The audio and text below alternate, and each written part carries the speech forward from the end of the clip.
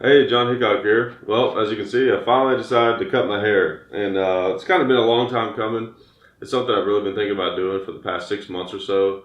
Because from where I used to ride my motorcycle a lot, I wouldn't like put it in a ponytail, which is kind of a bad idea. If you guys have ever had long hair and ridden a motorcycle, it gets all tangled up and you get these big knots in it and stuff. And I would just like rip them out. I didn't like brush my hair as much as I should have, so it would get like real damaged and also because I've got those genetics, starting to thin and stuff up here, anyways. So it just didn't really look that great, and I kind of figured, I'll just hang on to it while I've got it, because I may not be able to grow it out again, and just enjoy it while I have it, and then cut it eventually, when it starts looking too bad.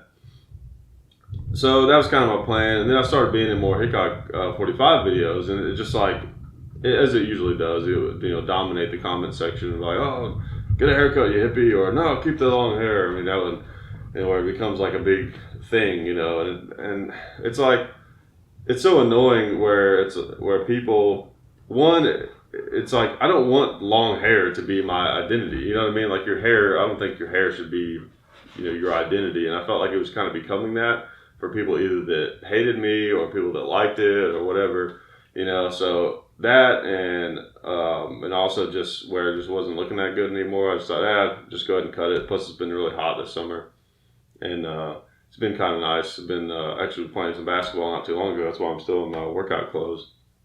And that's another thing that's been great about it is like, yeah, I've had more of an incentive to be more active because I don't have to figure out what to do with my hair. It's not like in my face or whatever. So it's kind of nice having a short haircut again. Because this is actually how I've looked for most of my life. It's only really since we started doing the videos where I kind of grew my hair out, because I had it short there for a little bit between like 2011 or 12, something like that, and they grew it back out again. So I've had long hair for about 4 years, and I don't want to do the same thing forever. So especially with hair, so it's kind of nice to cut it off.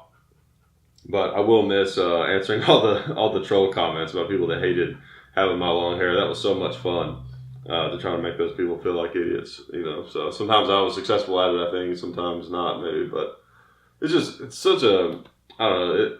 It did bring out a lot of I don't know what's the right word, but maybe just, I don't know, more unenlightened people, maybe, like what kind of person like, why do you care, like, if someone has long hair, you know what I mean? If you're trying to like date them or something, okay. If you don't find them as attractive because they look a certain way, fine. But just some guy in a video, it's like, oh, he's got long hair, so he must think this way or be this way, or that's not culturally acceptable. Don't do that. It's ridiculous. And then even the people that liked it, it's just, I don't know. And then people thinking I look like a Viking and I look like whatever, anyone else who has long hair and a beard. Just, I got sick of that and everything. If my hair still like was super thick and looked great and everything, like maybe it could have when I was a lot younger, and I might have still kept it anyways, because I did like having long hair. It was, I don't know, just kind of liked it, and I might have kept it, but whatever. Can't keep something forever. So I cut my hair. I'm enjoying it so far. It's kind of nice. So yeah, that's that. And you'll see that you might still see a video or two where I've got long hair. So I didn't put on a wig or anything. They're just older videos. I've got a video, another comedian shoot machine guns video that you'll be seeing hopefully before too long. That I did with a guy named Jared Harris, and he's probably good. He's probably the biggest name that we've had so far on the show. He's a great comic. He did one of the voices for Action Figure Therapy, if you guys have heard of that show. And let's see, he did a thing on Comedy Central, like Live at Gotham or something. It's like some comedy club in New York, I think. He headlines all around the country and stuff. So he's probably the biggest name that I've had on that show. I mean, he's not as big as like Killer Bees or something, but he's fairly well known. Great guy too. Had a lot of fun. Of course, didn't get as much of this on the show, but he told me about a lot of really interesting kind of inside stuff, about Hollywood and like his experience with that and everything, and confirmed, a lot of my suspicions, and stuff about the way that things are kind of controlled and stuff. But I don't know how much of that I want to get into. But but yeah, interesting guy. So look for that. That episode will be sometime, hopefully in the next week or so is kind of what I'm hoping for. Been kind of busy lately because, well, there's something else going on in my life I haven't really talked about. Is I've got a kid on the way, and it's a boy, and his name is going to be Davy. So that's a lot to get ready for. So I just moved. I got a baby coming in a couple of months, and Dad was just in the hospital. You guys may have heard about that.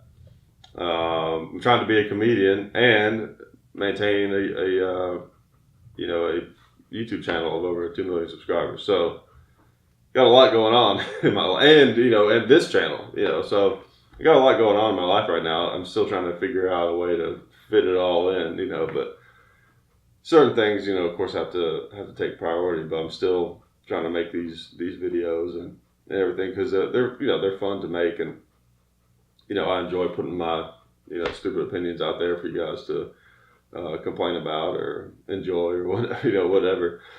That's the thing. Like with that video that I did recently, I guess maybe depending on when I post this, maybe one of the last ones you saw about how I don't like the argument of guns.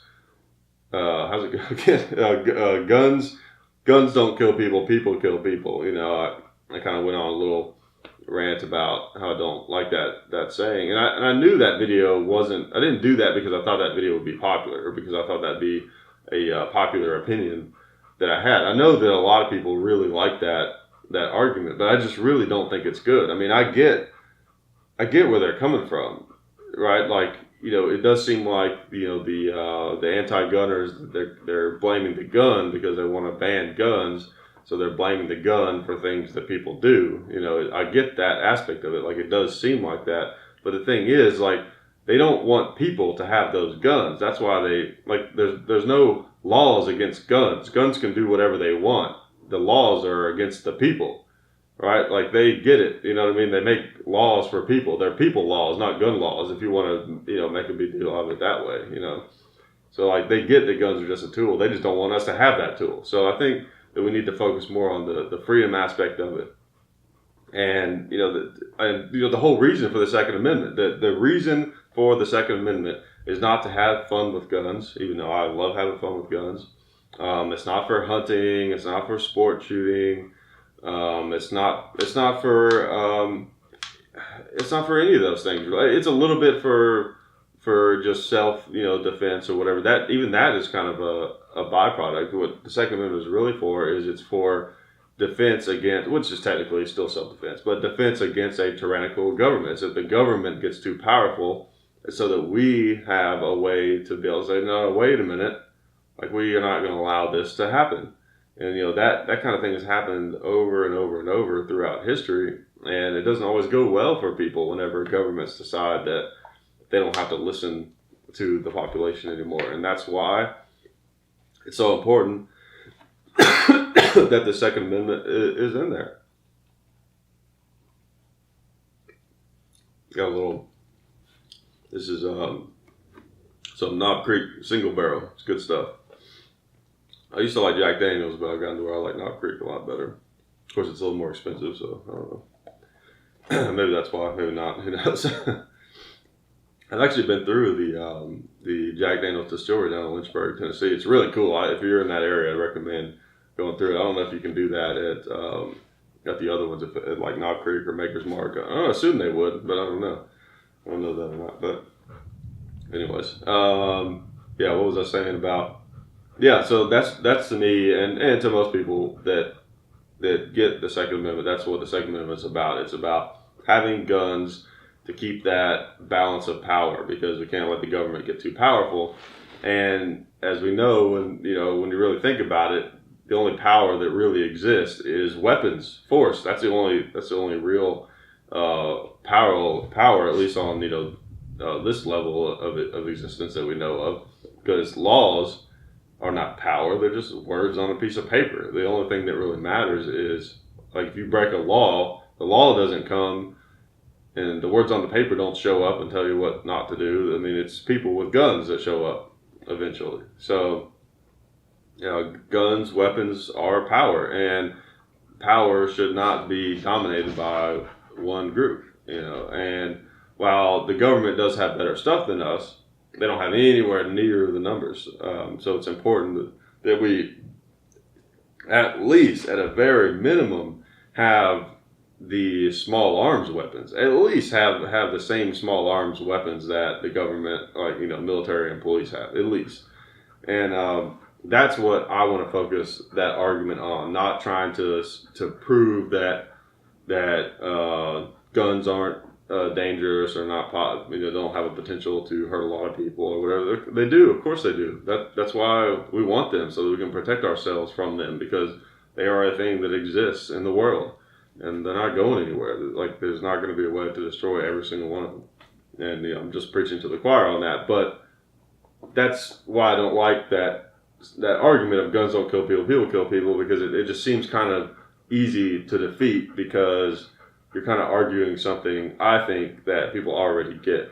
That's kind of the way I look at it. So, it's fine to disagree. If that argument works for you, and it has some amount of success, then great, use it. I'm not here to say like you shouldn't use it. I mean, if it works, it works. I just don't think it's that effective. Like, I know that when I'm talking to some of my friends that don't like guns, like, I'm not going to be able to use that argument. They're going to say, well, that's stupid. I know that guns don't hurt people on their own, and I know that guns are just a tool, but I don't want to see those in the hands of people, because the people use them to hurt a lot of people. I mean, like, so then I have to take it somewhere else. So there's no point in even trying to bring that up. That's just, in my opinion. But anyways, I plan on doing a lot more videos about gun control and kind of some of my opinions on things. I'm even planning on doing a video that everyone is going to hate probably, but that's okay, because I put out videos that are things that I think or that I'm interested in, not because I think they're going to be popular, but something that I want to talk about, with you guys, is this whole concept of respecting the other side, because I see a lot of stuff about, people think that all liberals are dumb if they're conservative. They think that anyone that doesn't like guns is an idiot, that they don't have any realistic concerns and all this kind of stuff. And I think that that's kind of a dangerous way to look at it. It's kind of like assuming that all criminals are stupid.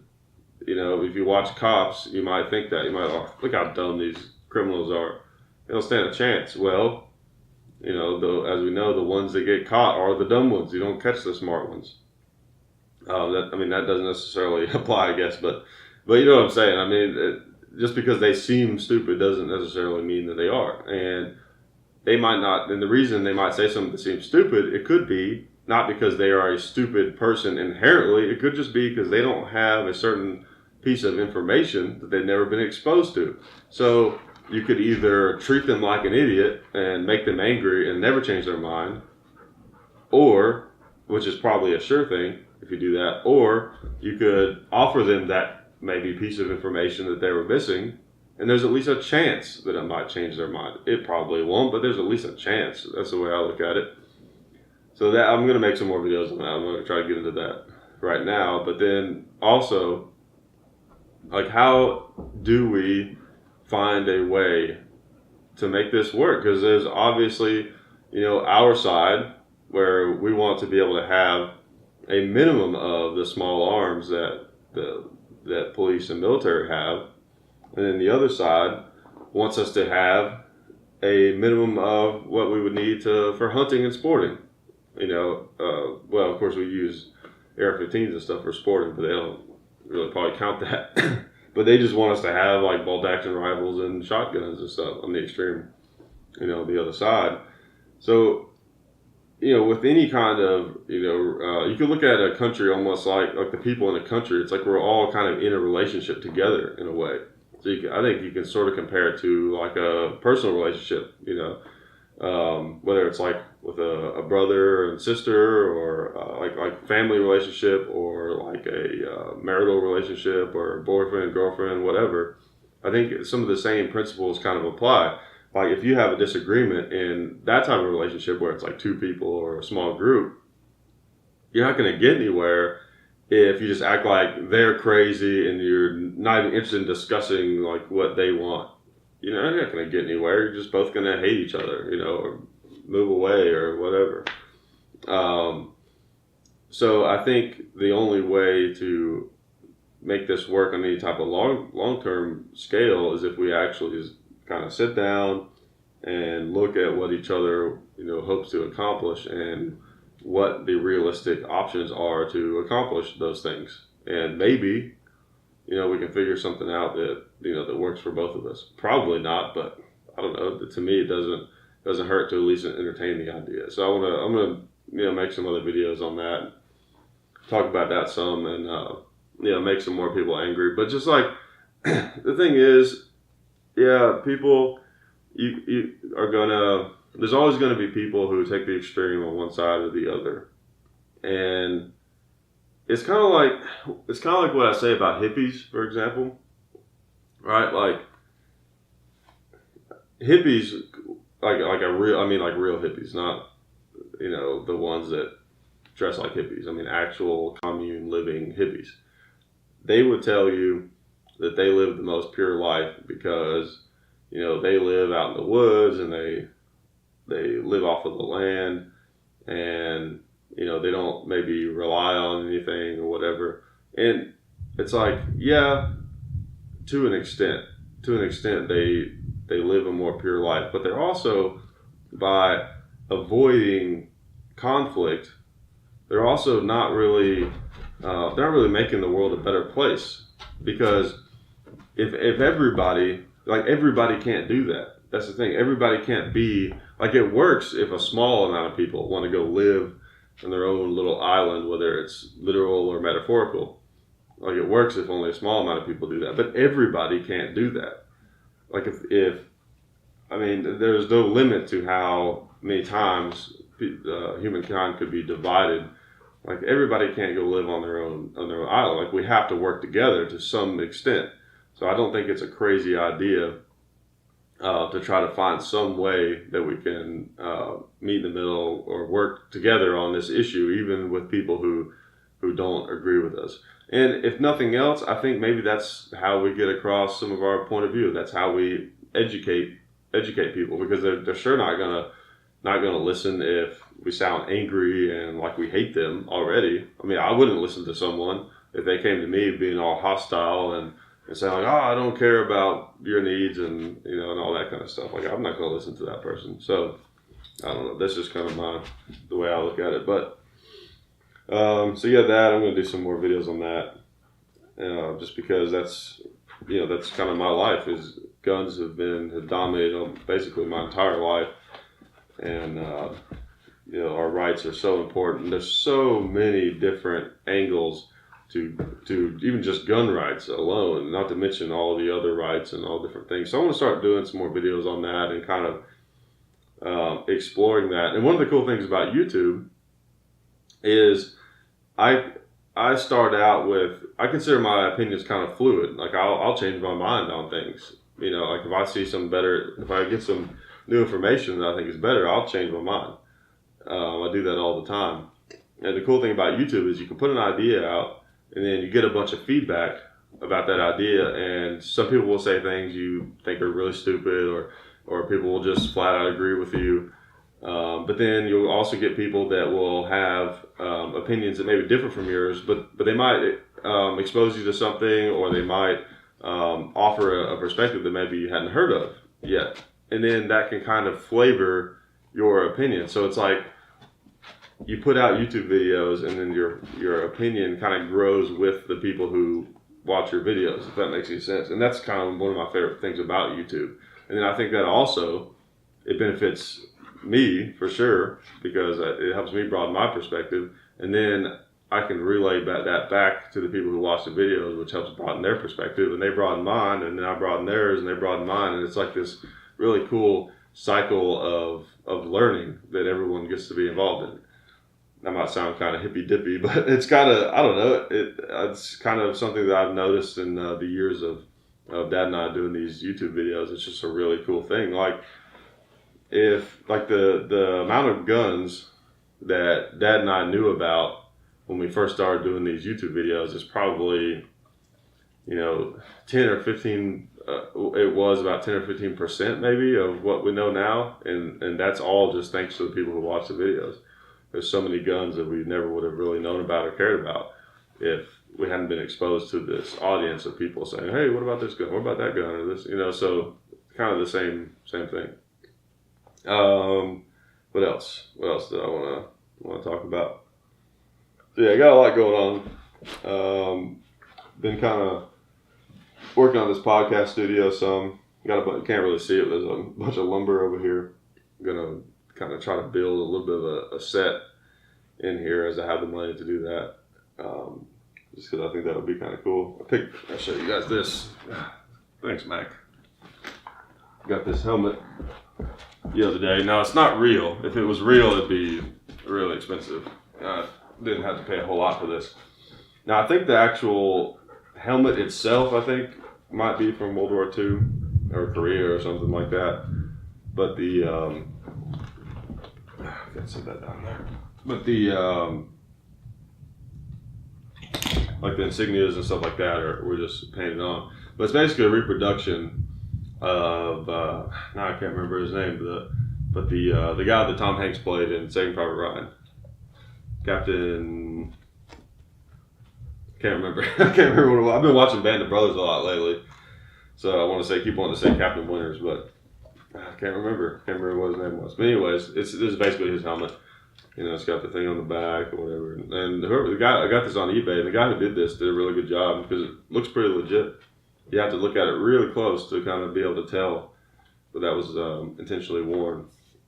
So I'm pretty sure the steel part of the helmet was original, and they kind of repainted it and stuff. And the strap looks original. It looks like it's been forced to be worn a little bit more, maybe. But I think it might have been original too. And then the liner is like a reproduction, because I couldn't find an original World War II liner that wasn't already with a helmet. It was by itself. That was not too expensive. So yeah, so I just kind of bought this as a kind of a cool thing to kind of lay around. So it's not real. It's not an original. It's not like a several $1,000 helmet or anything, which is probably what it would cost if it was real. But it's kind of neat. It looks like the real thing. And I've always just been interested in World War II, especially since my grandfather was there. He was driving one of the Ducks amphibious units that landed on Utah Beach. And he was in I don't remember what unit he was in, but it was one of the armored divisions, I think. And he drove a truck a lot. And kind of his thing was, he brought the troops onto the beach. And then he'd bring the wounded ones from the beach back to the ship. And Utah wasn't as bad as Omaha Beach, but Utah got shelled a lot, I think. So you probably, saw some pretty gross things, and bring the wounded guys, bring them back to the ship. And then once the initial invasion was over, then he was part of the supply. I think a lot of the supplies for the war effort, once they, got onto the beach and took that after D-Day, came through Utah Beach, from what I understand. So he was involved heavily in that. Troops. I think mostly troops is what he did more so than supplies. He'd bring the troops into battle on big trucks or whatever, and then bring the wounded guys back out. From what I've heard, that's most of what he did. That generation just didn't talk about the war a whole lot. So, and he definitely didn't talk to me about it because I was a little kid. I mean, he died when I was I don't know, maybe 5 or something like that. So I don't remember a ton of stuff from him. I don't think he ever talked about the war to me, but I've heard some stories kind of relayed, through other people, but he still didn't just talk about it a whole lot. It's one thing that's kind of different. And from what I've heard, I mean, I've never been in that situation, never been in war or anything like that, but from what I've heard, that wasn't necessarily the way to do things. A lot of people, I think, look at those guys like, they had the honor or whatever to never talk about it, but I don't know that necessarily served them that well always, just keeping it inside and never talking about it. But anyways, I don't know enough to offer a very educated opinion on that topic. But anyways, I've always been interested in World War II stuff. because of that. And there's so many great movies about World War II, and it's just such an interesting time. I mean, it's so interesting. With I mean, you've heard me talk about this a million times in the podcast, so I won't get into that now. But very interesting time. And let's see, what else was I going to talk about?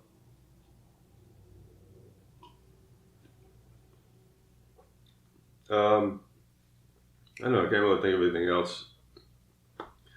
Still just just cranking along. Been doing stand up a lot. Been getting on stage a lot. I get a book show just kind of here and there. If you guys are interested in coming and seeing a show or something like that, just check Facebook. I'll put them up on Facebook. I'm trying to I may get a website eventually, if it makes sense. If I start getting more, if I get booked regularly, if I have shows like consistently, it's kind of been like I'll have a show about once a month or something like that. If I start getting to where it's maybe once every week or so, then I might try to get like a website or something so I can have them all listed there and stuff like that. But yeah, for now, mostly I'm just learning how to do it and everything.